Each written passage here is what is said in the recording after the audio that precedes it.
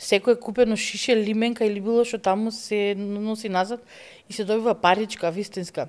Кај нас имаме ваучери те за ова, те за она, а немаме никаква Мислиш дека ако има никаков вистинска паричка ќе се Да. прави почесто? Да, паричка е паричка, без разлика. Колкава е? Колку нашето вртење околу светот ја загадува околината и дали може да се заработува, а при тоа да се прави добро за земјината топка и за екологијата. Ке зборуваме на овие и на многу други теми, вклучувајќи ги оние зелени работни места и колку истите ги има или ги нема кај нас, со мојата денешна соговорничка, која што доаѓа од невладиниот сектор, а на јавноста и е позната од телевизискиот сектор. Овој подкаст е подкрепен со податоците од Сдруженијето за истражување и анализи ЗМАј, а оваа епизода е поддржана од активноста на USAID за млади кои активно создаваат можности. Денеска и викам здраво на Маја од Милеу Контакт, извршна директорка, а за останатите доста позната од вчерашни, па и за мене искрено. Како си, Маја, јас те викнав тука да си помуабетиме, па се надавам дека ќе им биде интересно и на тие што ќе слушаат. Ама чисто да се видиме за тоа што ретко од село се симнуваш на. Па да, кој ќе ми рече некој извршна директорка, заборавам, тој дел ми е целосно, мислам, титуларниот дел во животов некако го имам прескокнато. Ама да, па убаво вака да се видиме, одамна се немаме видено да си поприкажиме, меѓу другото и за актуелни работи околу Извршна новите. директорка и горда селанка. Најгорда, да, онаква Ти натурализирана мигрираш села. од град во село, тоа што сите влади се трудат да го направат, ти сама реши да си го направиш. Треба да си оставиш малце прстот начело и многу брзо ќе решиш. Село или град? Село, секогаш. Од искуство во досегашно и од тоа што можам да споредам меѓу село и град, село.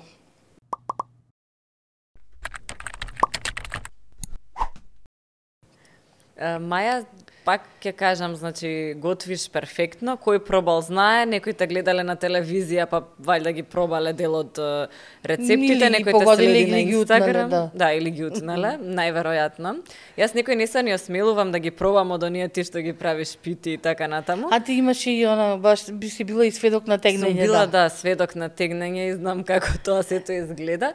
Сега, ама многу малку знаат и те слушале во форма на екоактивист, нешто што го работиш многу подолго од ова со готвењето. Мислиш ли дека има прогрес во овие години?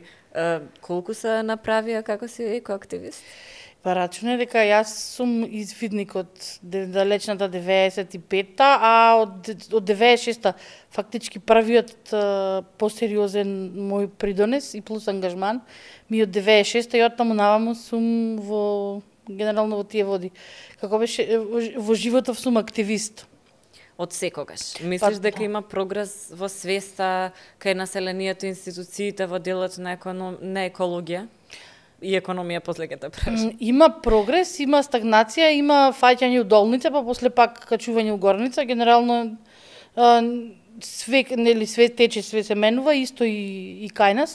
Имало некои многу убави нагорни периоди, нагорни линии, па после малце сме фатиле надолу, ама е важно дека нешто се случува, се менува и дека ни осозрева и општеството, и поединците во истото, и почнуваме некаква законска рамка да креираме, која што ја имплементираме полека како држава, за да може да се влези во колосек, затоа што е многу тешко сиромашна држава да натераш да биде еколошки освестена.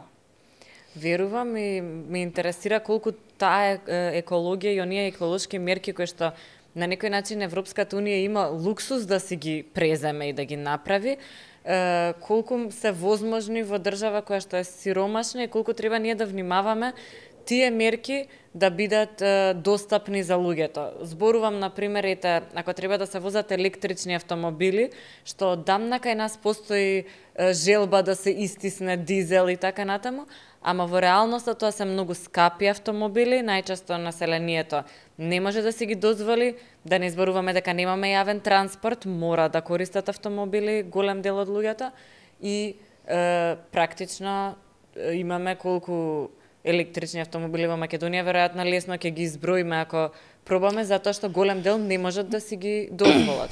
Колку можеме да зборуваме за екологија ако таа не е достапна за сите? Види се недостапноста на новите чисти технологии е најмногу заради нивната цена, заради ништо друго. Да. А абсурдот да е поголем, тие чисти технологии ги произведуваат држави кои што се развија на сметка на нечисти технологии и се развија и стигнавме до кај што стигнавме со емисии на CO2 и со се, генерално заради нивниот личен придонес како земја. Сега тука има еден момент кој што се вика праведност. Таа праведност е малку незгодна и малку чудна за интерпретирање и за соџвакување до негде од страна на ние што сме од другава страна, од неправеднава. Заради тоа што ако некој комотно како држава се развивал 50-60 години без никакви сопки, без никакви горни граници, без никакви лимити, и сега ти наеднаш стигаш до од тебе се бара за многу кратко време ти многу работи да прекиниш или да смениш, кое што е едноставно невозможно.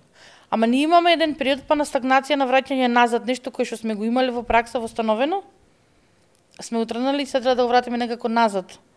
Овде правам муабет за користење на реупотребливи амбалажи и така натаму. Тоа јас сакав да го кажам. Ако зборувам, например, еве со мојата баба, таа реупотребува буквално се.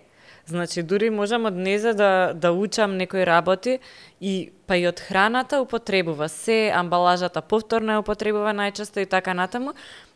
Генерациите, можеби на мојата мајка, па и нашите, почнуваат да купуваат, например, иако имаш тегли, ке купиш уште 20 најразлични и така натаму, па за да стигнеме сега еве до некоја еколошка свест, кај што викаме, сепак треба да се... Да, ама во суштина, ние сме реупотребувале до 90-та.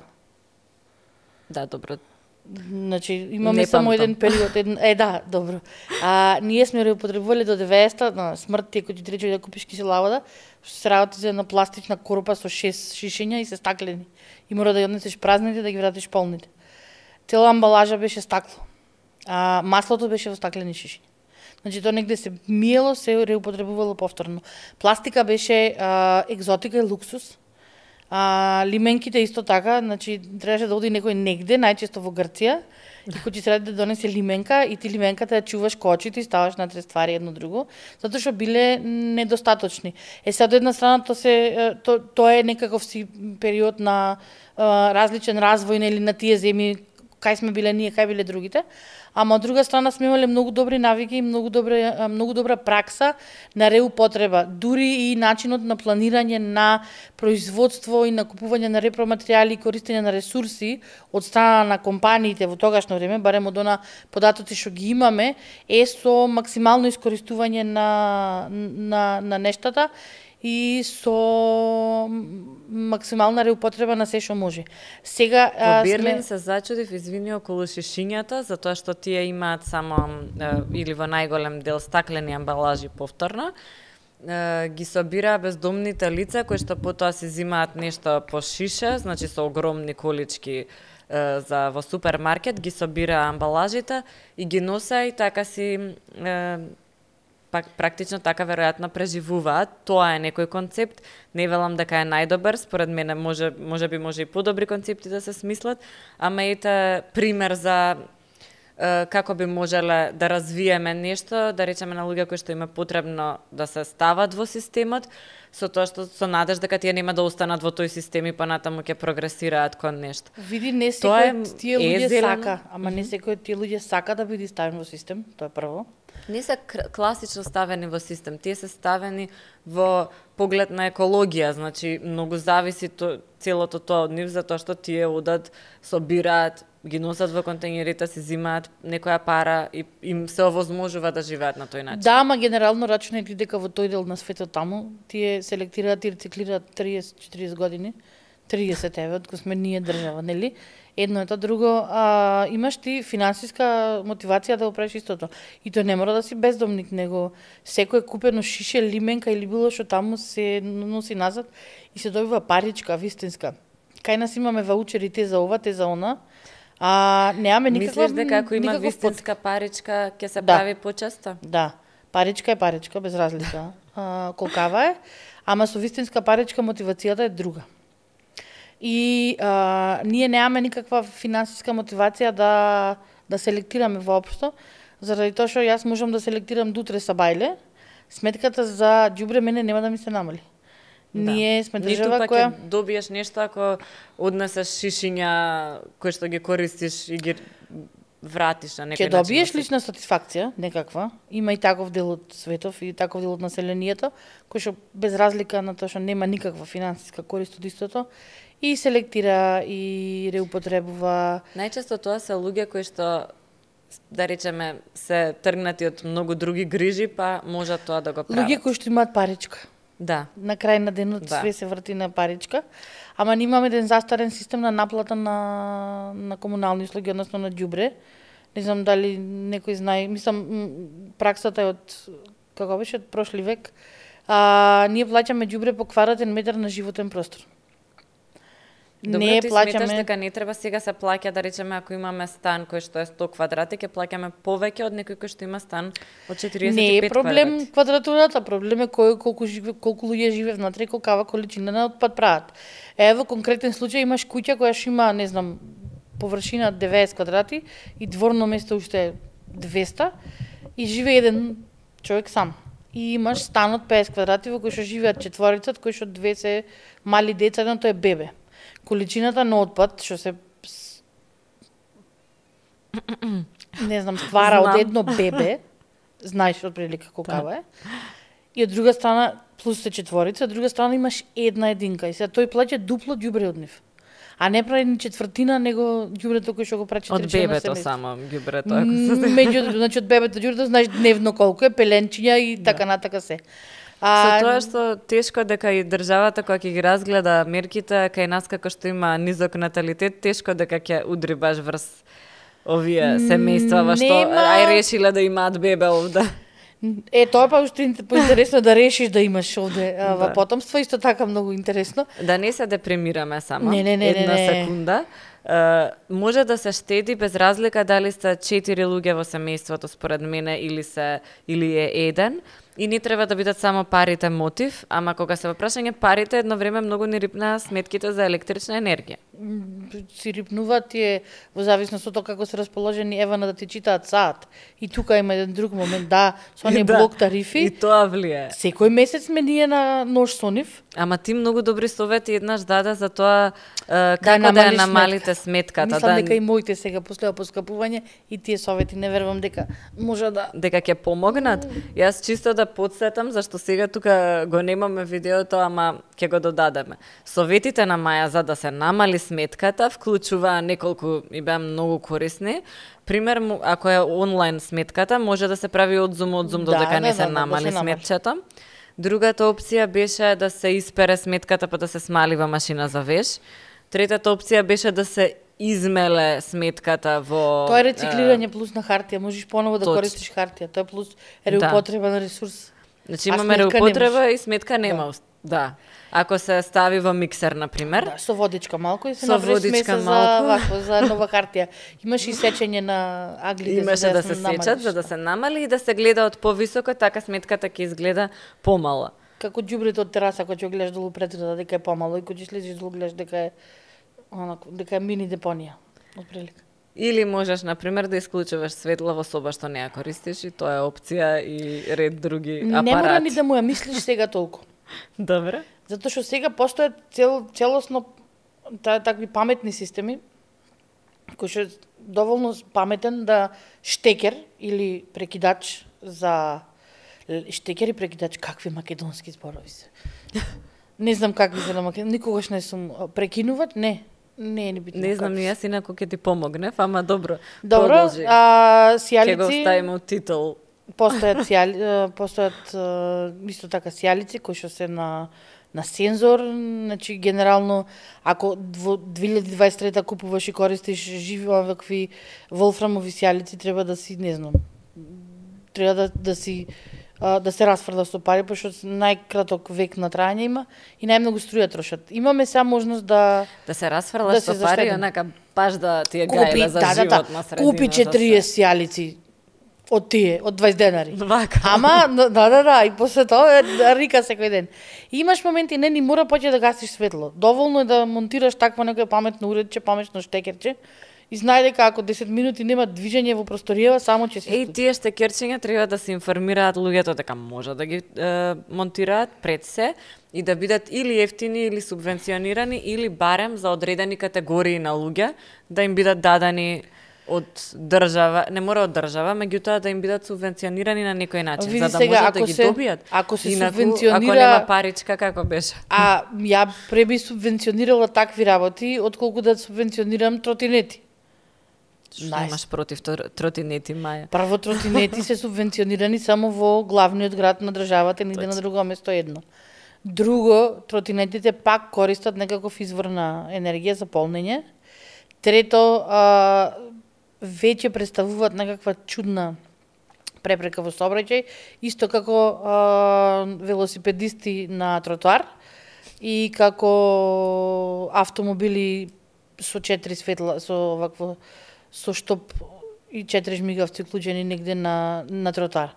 Значи, генерално малца и менталитетно сме незгодни. Мислиш дека така се следат некои трендовски решенија еколошки наместо она што е потребно? Системско решение основно треба да има за нешто, така. Еве, да тргнеме од правиме обед за енергија, тргиме од енергетска сиромаштија. Енергетска сиромаштија кај нас најмногу имаш од немалтарени фасади. Немалтарените фасади, они полудоградени куќи. Таму ламја е тоа за топлење. Да, некако ретко се фаќаат општините да помогнат во тој дел. Помагаат на крупно домување, Карпаш скоро сите згради ги вакво им сменја фасади. На вистината, да. И сменја ПВЦ дограма, баја ги од нив. И тоа многу влијае на заштита на електрична енергија. Најмногу, значи поготово во такви групни домувања. Сум била во една таква зграда, моите живеат така што баш онака од искуство зборувам. Знаеш дека сметката се намалува и плюс тоа правиме мобет дека тука пак имаш некаква апсурдна ситуација затоа што се работи за згради кои што се поврзани на централен систем за грејење, на парно. И кај нив нема многу некоја разлика во сметката за струја зимно време. Да. Ајде сега може да го земеме и моментот дека едно време нели се исклучија многу луѓе од парно ради нели сметки што и да беше повисока цена. Ама сега имаме централно парно грејење на газ, доста е нели по environmental friendly него ако е на мазут. Ама таму каде што е најголемото загадување на воздух, нема ништо, нема парна мрежа, нема ништо. Улиците, вакво куќите се со полуфасада, која нема фасада. Долу, знаеш како почнуваш да градиш и наеднаш конташ дека немаш пари или се случило нешто. Да. И после тоа чини повеќе што си очекува. И имаш добро, ќе живееме во ваква куќа и са таа куќа за сега. После некој време се навикнуваш веројатно на тоа. Да. Него, ама имаме голем процент на и то не само пошто кога и да разговараме за некои теми поврзани со животна средина, некако акцентот е на Скопје и акцентот е и пресметките и математиките се врз база на живеачката, трендовите, начинот на живење и на функционирање во урбана средина. Во рурална средина е скроз друга математика. Во рурална средина проблемот е дека често ви снемува електрична енергија. Мене ми е интересно дека ти доаѓаш во Скопје практично од Струга. Од пред Струга. Јас сум како беше шетана сум по Западна Македонија и сум некаков полуномадски тип на човек ама во една држава, без некој корен дека морам да живеам кон државата. Кај да одиш само овде да се околу, нигде никако да излезеш надвор. Шетана сум селена сум од Битола во Прилеп, во Струга, во Скопје и сега конечно во општина Чучир Сандево, која што не е под град Скопје. Како одлучи да отидеш од Скопје, нели, за многу луѓе мислат дека тука е центарот на се, не се далеко од вистината, во Скопје се концентрира се, ама во однос на живеењеве како ти се одлучуваш дека ќе си одиш, затоа што можеш да работиш дел од времето онлайн и ремоут, тоа ти помага или едноставно ти доаѓа до овде од гужви, загаден воздух и друго? Далечната 2018 зимата го пуштивме мачерот надвор да прошета во Радишани и се врати и смрдеше на кебапче. А Радишан е населба која ше поприлично височка, за разлика од другиот дел на Скопје. И ако тука веќе почнало бајаги убаво да мириса, долу е значи неподносливо. И тој период некако живеевме в кола. Не си неавме најдено дом.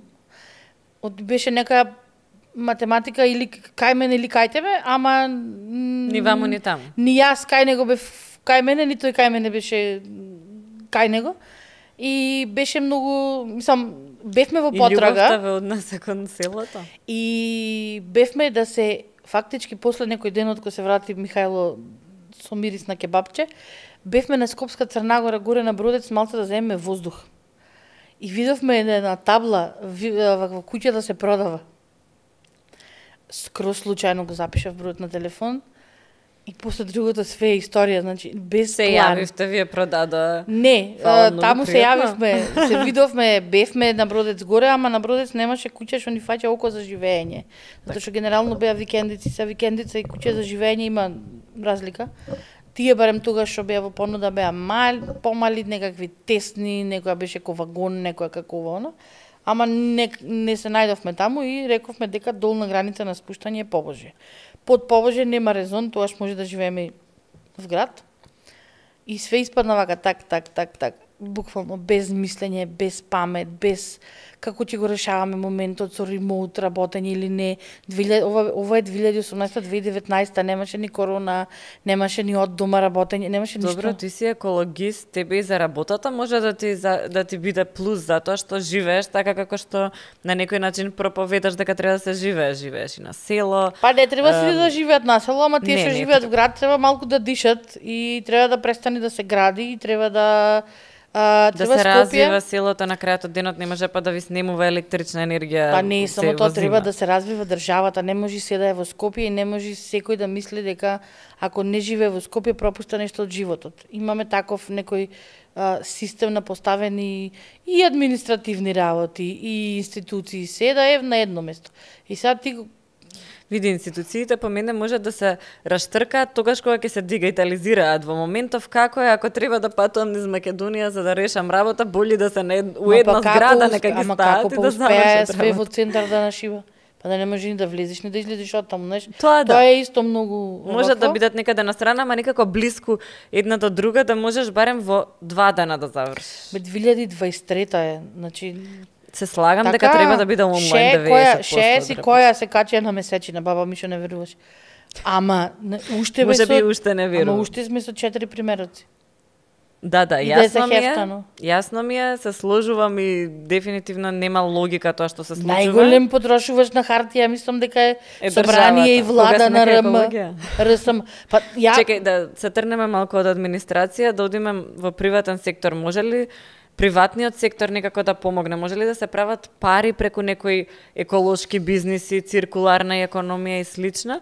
Ние правевме една анализа во Змај и увидовме дека 9000 компании во Македонија, што не е така малку за нашиот пазар, имаат некаков отпад кој има потенцијал за циркуларност, да се намали, да се рециклира или да се продаде во крајна линија, но тие не го прават тоа. Исплатливост?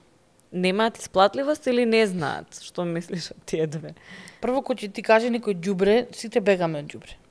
Не го гледаме како ресурс за нешто да се направи. Ѓубре, валкано, депонија, канта, кај нас се сите збори, никој не сака да се занимава со тоа. А интересно е дека не ни продуцираме доволно ѓубре за некој сериозен бизнис да направиме, ама мислиме дека кај нас има многу ѓубре затоа што го гледаме на улица и мислиме дека има не знам колку. Ама и потенцијалот на ѓубрето е исто важен. Какво ѓубре ги не правиш, исто е многу битно. И како ти е начинот на собирање и дали имаш ти од старт поделба на нештото за да може полесно после да го сработиш. Имаме потенцијал, значи сепак се работи за паметно трошење на ресурси. Циркуларната економија не е ништо друго освен затворање на кругот за да на крај на денот ти пак заштедиш. Можда на почеток на процес треба да вложиш уште некоја паричка плюс и најважното е да се договориш со некој да дојде да ти каже како треба тоа нештото да изгледа. Тоа исто така мислам дека многу не сваќаат дека ќе заработат од тоа, дека голем дел од компаниите може би нема да заработат, ќе заштедат. Или барем ќе заштедат, ама тоа пак се пари. Од една страна, ама од друга страна и кој ќе им кажеш дека се што доаѓа ново од негде кај нас, доаѓа на бранови, е трендовски, дел останува, значи се задржува негде, дел комплетно не се прифаќа. Имаме ние генерален отпор, поготово бизнес сектор кај нас, има генерален отпор. Ама речи се почнува во некои држави, државни сектори, па невладин сектор, па после овие кога ќе увидат го презимаат или кога веќе потрошувачот ќе се смени па ќе бара нешто такво. Ако луѓето или си на крај на бараат денот кој ќе ти циркуларност, стаат дека ќе ти наплаќи данок на јаглерот, а еве го кај да ќе дојди. некогаш. Тогаш, па не некогаш ќе мора да да тргуваме со ЕУ од 2026 година со нивните квоти на емисија на CO2 на производот Тоа кој што си некогаш го значи произвел. за 3 години. 2026 е неа, значи како лета време, ЕУ има па интересен механизам на принудување да смениш навики со законска регулатива која што некако полека ја имплементира. Сега нешто убрзаја, пошто 2030 треба да се фати, нели? Да Рокот да се фати. Мада хартија трпи све, јас чекам од 2027 да се продолжи рокот за подалеку, затоа што е малце ги зезна случувањата во Украина, иначе на убав пат беа. Сакам да прашам дали може да се создадат кај нас зелени работни места поради овие промени што се случуваат. Веќе има во некои сектори, може да се живее и да и се помогне на животната средина. Еден од секторите е невладиниот сектор, потоа нели имаме некои обиди за правење на апликации кои што се поврзани со рециклирање на отпад и така натаму, ама некако слабо зафаќа тој бран, а сепак е иднината. Како да направиме да можат луѓето убаво да заработуваат, а и да и помогнат на животната средина? Дефиницијата за зелени работни места е многу едноставна. Значи, треба да е пристојна работа, која што работа помага за одржливост на животната средина, помага за намалување на емисии на стакленички гасови. Можеш ли гасови. да ми наброиш 5 такви кај нас што ги има? Или сите хидроцентрали во држава и сите вработени во истите се зелени работни места. Добре. Хидропотенцијалот за државата, нели хидроцентралите од обновливи извори на енергија. Значи сите работни места кои што се генерирани во таа индустрија се зелени работни места. Прво, само што ние немаме издефинирано за да ги броиме. Статистички ние не можеме, не водиме евиденција, немаме математика направено како да ги броиме кои се зелени работни места. Сите оние кои што работат во сектор градежништво, а работат со материјали кои што се природни, например, сите луѓе сите клесачи на камен, прават камени огради и така натаму. Тие се сите зелени работни места. Тој користи тука кој што е на лице место и го прави ограда. Значи не носи камења од травертин, од не знам од овакво од Зимбабве да го донесува. Сите индустрии кои што се поврзани со транспорт, користат не знам, алтернативни видови на транспорт, значи македонска железница може да е комплетно и целосно зелена. И треба да биде, се надеваме дека еден ден ќе стане. Треба, не знам, има некаков многу чуден момент на тргање настрана на македонска железница како концепт кој што може да не врзи, да не поврзи. Значи, ние во моментот во држава имаме една автобуска постојка, една централна станица за автобуски, за групен превоз во Скопје и имаме уште во 4-5 места. Делчево, како град, нема нити превозник, нити автобуска. Пехчево има, ама Берово нема. А имаш воз до Кочани. Така? Имаш воз до Велес, имаш воз до Гевгелија, имаш воз од друга страна до Кичево. Сето тоа, ако се направи еден убав систем, ќе ни даде можност да имаме повеќе тие што ги викаме зелени работни места, односно работни места кои што покрај тоа што ќе земат плата, придонесуваат и кон животната средина. Зелено работно место не треба да е ново отворено работно место во индустрија, во нова гранка на индустрија. Зелено работно место работно место си постои, да ги не е дефинирано. Не мора не да го унапредиш. Шо би ги унапредил тие кои што работат во железница? Не, во железница треба да ги унапредиш и да им се извиниш. Ама шо би ги унапредил, мислам, како би ги унапредил, освен технолошки да ги малку да ги средиш, работните места кои што се ти викам во електраниве кои што се во хидроелектраниве.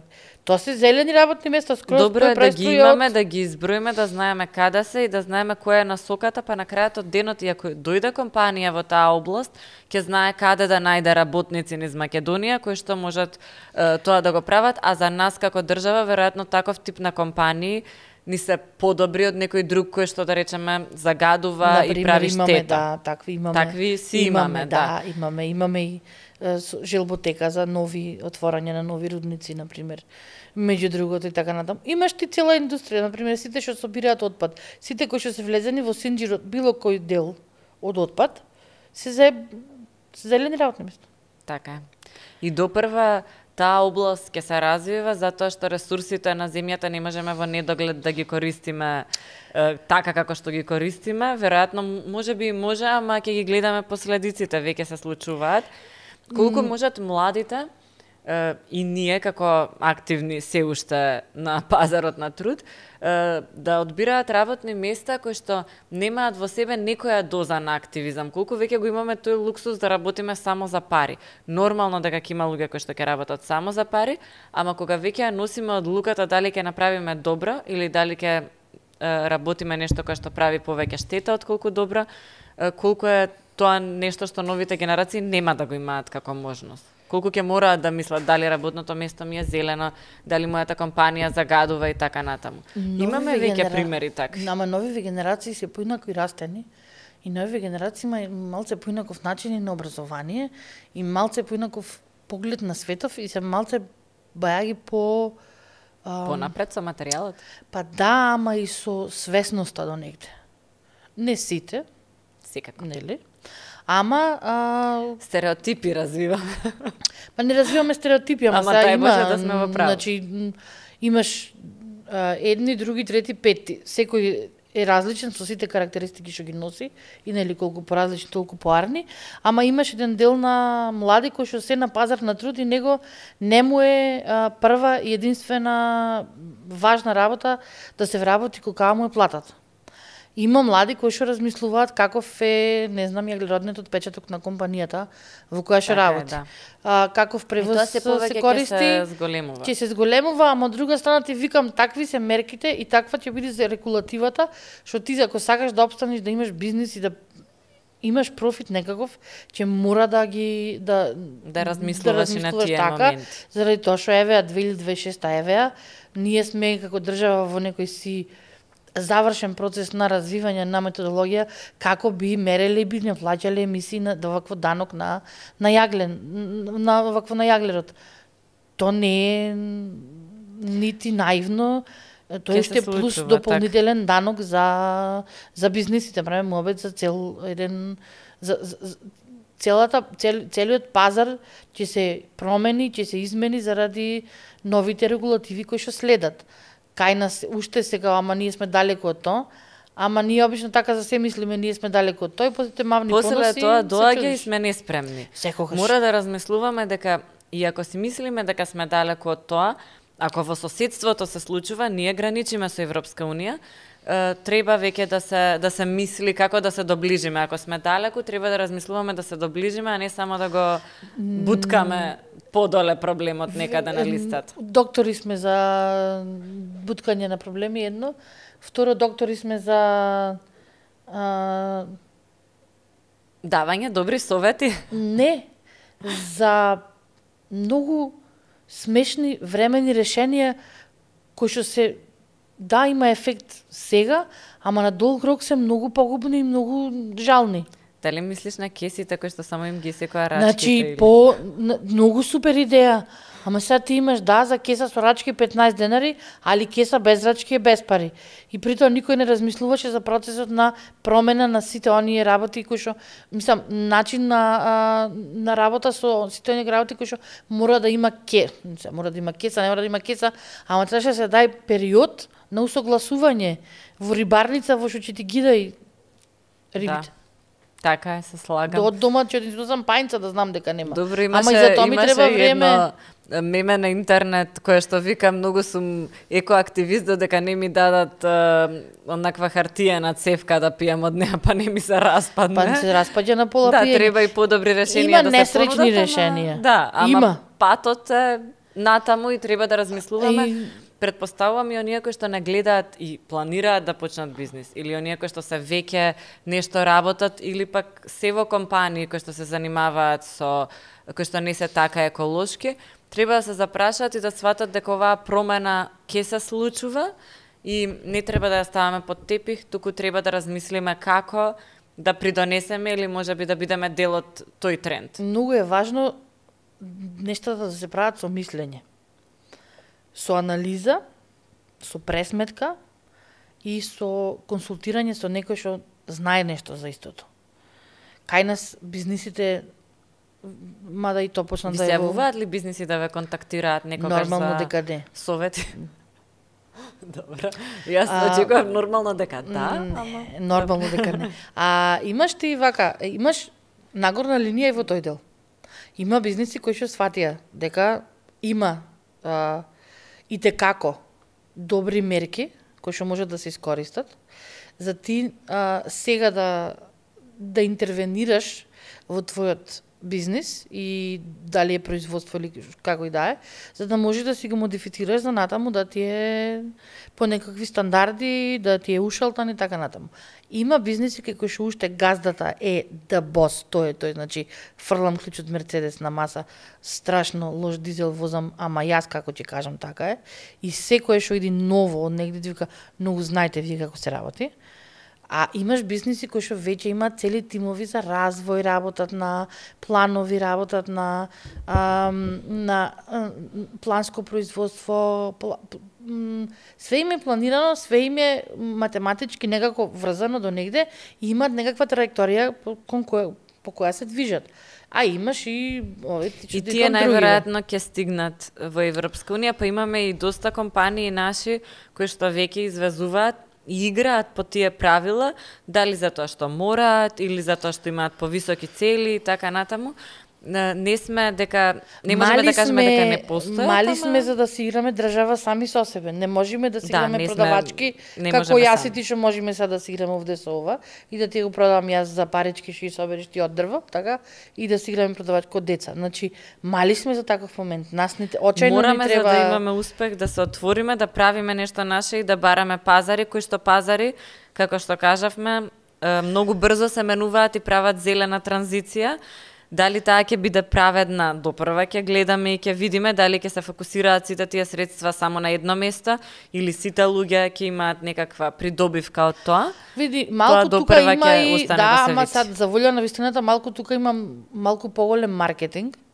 Во моментот на намали ова, рециклира и реупотребува и користи вакво нешто, користи такво нешто, вози велосипед, не вози автомобил. Многу се смени, мене ми текнува тогаш работа во утринска програма, многу често доаѓа и многу се промовира на точак, ајде на точак. Добро, и така на точак е супер иницијатива, ама на точак која што поттикна промени кај градот да се направат повеќе патеки за возење точак.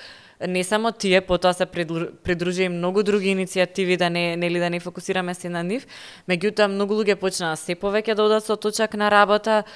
Порано имаше многу помалку, знам, наутро луѓе што одат со точаци на работа, а имаше многу повеќе коли, автомобили, додека сега гледаме една промена и дури не си сиромашен ако возиш точак, ти си фраер ако возиш точак.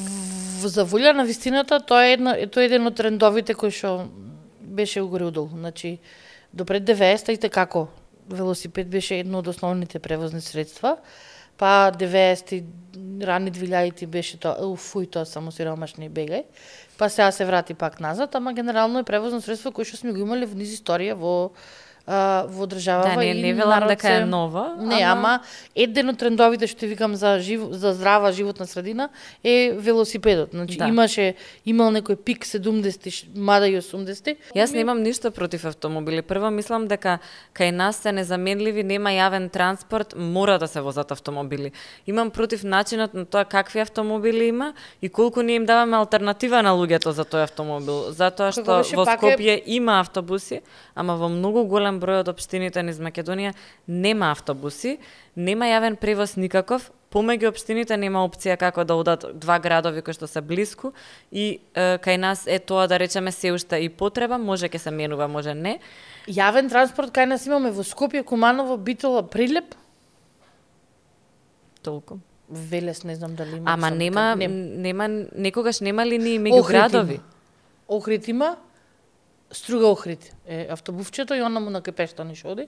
Тоа мислам чисто и ради туристи поќе, не ради нешто друго.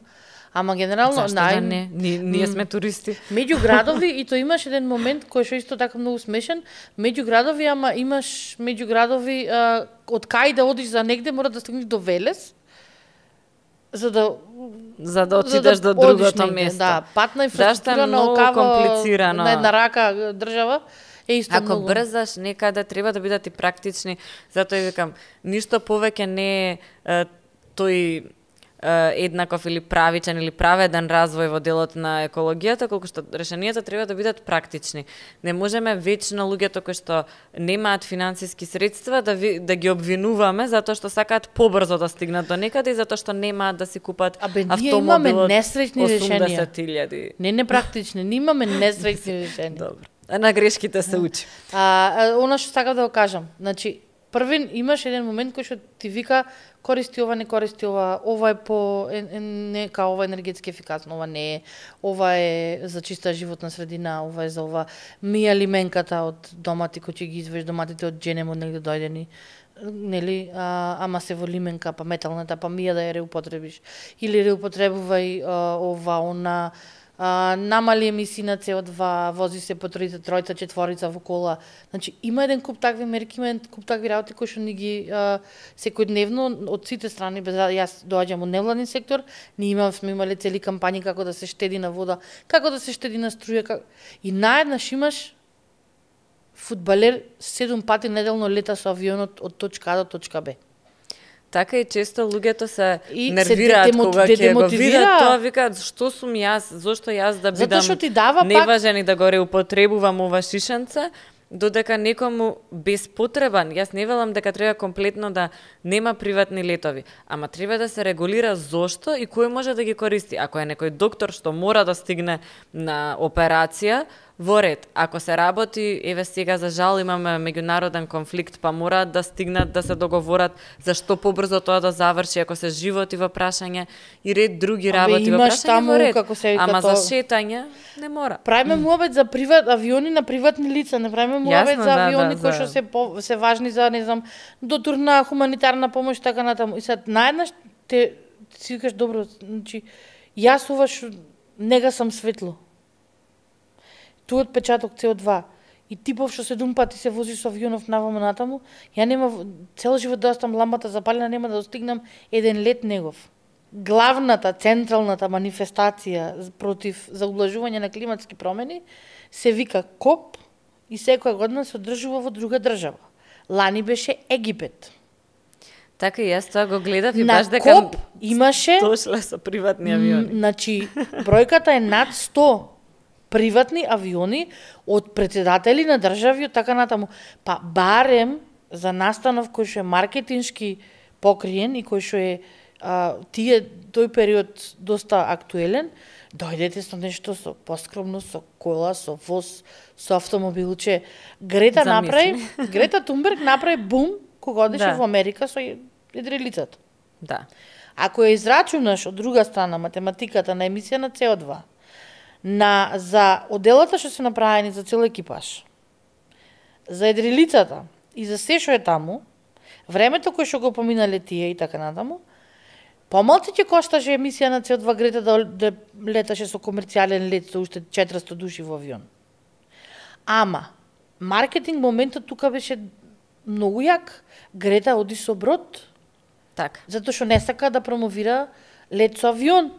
Ама, групен лет со авион е многу поинакво од генерално треба да сватиме дека ако ја споделуваме планетата, ќе треба и други работи да споделуваме веројатно. И авионскиот транспорт треба да е групен транспорт. Значи се што е групен транспорт штеди, све што е сам по сам арчи, многу е или она пар не пар, да не ја фаќам таа тема, затоа што мислам дека никогаш нема да завршиме со тоа што се може да се направи во делот на екологијата, Ама јас би завршила малку на среќна нота дека има напредок. Дури и јас од кога сум активна и работам, што се последниве 10 години, има напредок. Верувам ти од кога си активна во тој сектор, уште повеќе има напредок и мораме да сватиме дека натаму ќе се движиме, се повеќе луѓе се на планетата и мораме да научиме да ја делиме. Да, прочитав. Малце многу. Не сум ги броела, ама статистички. Да, статистички 8 милиарди не е играчка.